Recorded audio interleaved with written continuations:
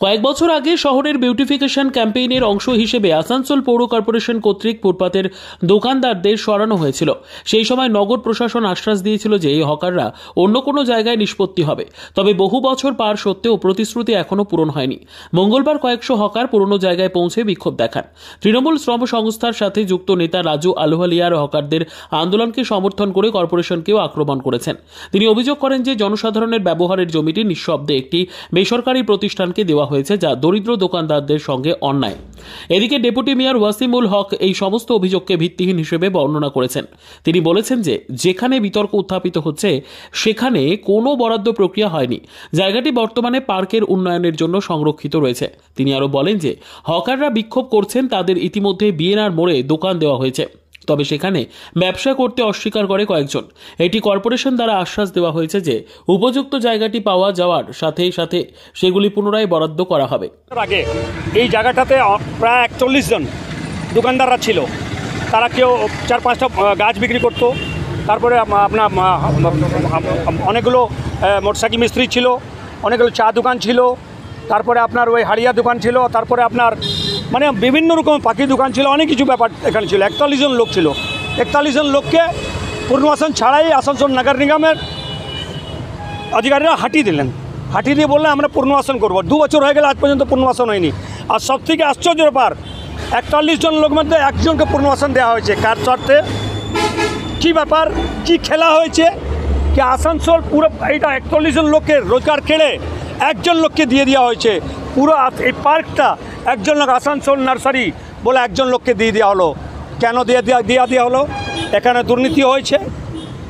41 জন বাদ দিয়ে একজন লোককে দোকান অ্যালট করা হয়েছে, দুটা। পুরো পার্কটা ওকে দিয়ে দেওয়া হলো। মেয়র সাহেব কি জানেন না? ডেপুটি মেয়র আসানসোলে ওয়াসিমুল হক জানে না? এখানকার বাকি কোনো নেতারা জানেন না যে কীভাবে দেওয়া হয়েছে? এই দুর্নীতির তদন্ত হওয়া দরকার।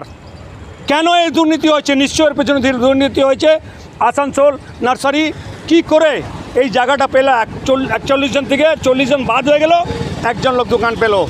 এটা তো আশ্চর্য ব্যাপার। পুনর্বাসন ছাড়া, দিদি বলছেন পুনর্বাসন ছাড়া কাউকে উচ্ছেদ করে যাবে না। 2 বছর ধরে পুনর্বাসন ব্যবস্থাতে ঘুরে বেড়াচ্ছে। ও বলছে আজকে আসো, কাল আসবো, মার্কেট হবে, পালানো হবে, ডিকানো হবে। আর তুমি সব জায়গায় বলছো ফুটপাথ উচ্ছেদ করে দেবো। পুনর্বাসন ছাড়াই এই 40 জন লোকের পরিবার কী করে চলছে? এটা তো কোনোদিন কেউ খোঁজ নিতে আসেনি।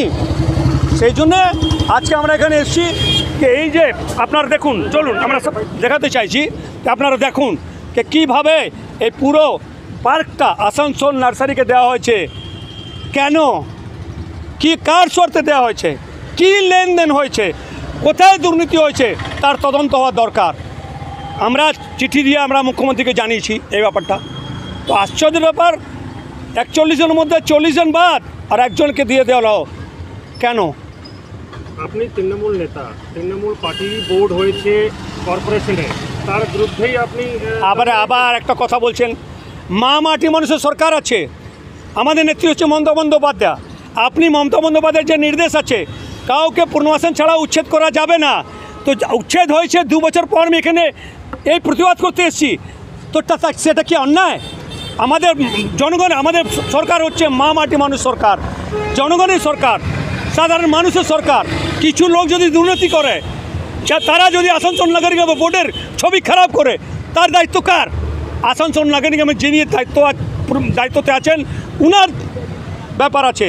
তো তার মানে ওখানে দুর্নীতি হয়েছে, তার মানে পুনর্বাসন হয়নি।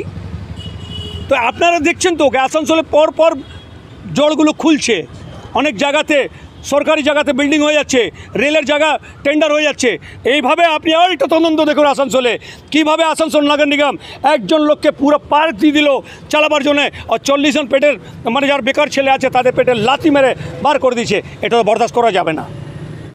সামনে বিক্ষোভ করলেন, তারা বলছেন আমাদের আশ্বাসন দেওয়া হয়েছিল পুনর্বাসন পাবো, এখনও পুনর্বাসন পাইনি, কি বলবো?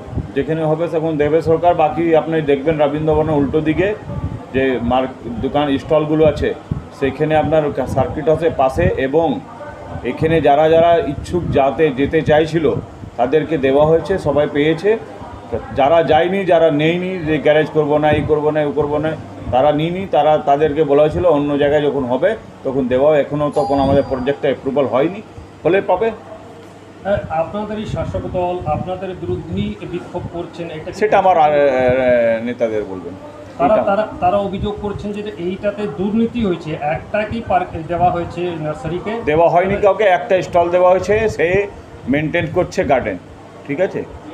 এখন আমরা পুরো ফুল ফেজে কাজটা কমপ্লিট হয়নি, যখন এখন ওই যে স্টলটা লাগাচ্ছে নার্সারি ওর জন্য বিরুদ্ধে যে অভিযোগ করছে, সেটা একটা স্টল দেওয়া হয়েছে, পুরো পার্কটা ওরা মেনটেন করবে, এবং যখন পার্কে পুরো কাজটা কমপ্লিট হয়ে থাকে, যে মানে বাড়িয়ে যে গার্ডেন ফ্লাওয়ারগুলো রেখেছেও সব উঠিয়ে দেবে, পুরোটা গার্ডেন থাকবে। এমন দুর্নীতির অভিযোগ করছেন ওনারা। বলার কেউ কিছু কাউকে বলতে পারে, পারমান দিতে হবে তো।